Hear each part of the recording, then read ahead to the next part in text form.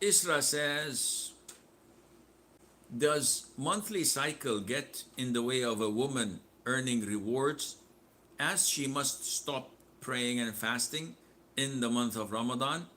I've been told it will be harder to get to Jannatul Firdaus for her because she's lacking.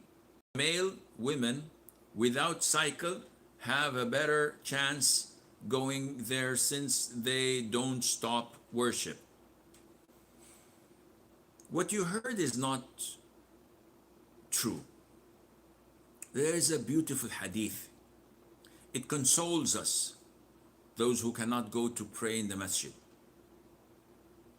It hurts us not to go to pray Fajr like we've been doing for all of our lives, using a cane, barely able to stand, weeping because they're unable to pray Fajr.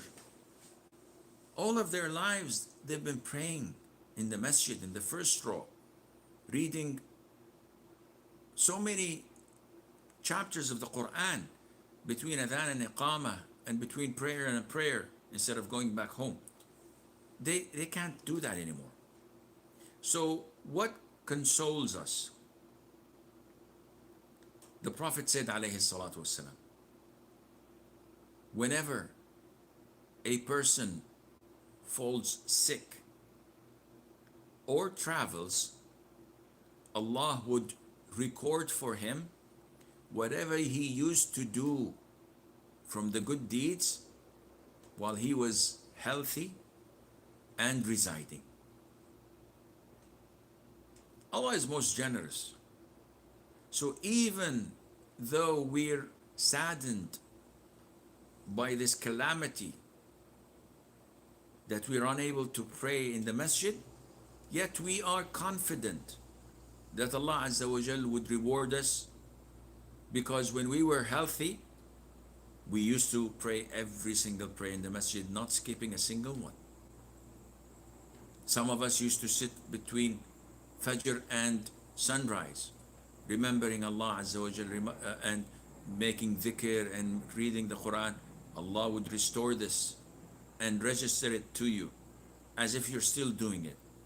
So there's no need for you to worry, Isra. 23 days a month, you offer tahajjud, you pray witr, you fast Mondays and Thursdays, you read the Quran, you do a lot of good things, and when you get your cycle, you prevent it from doing these two things, fasting and praying.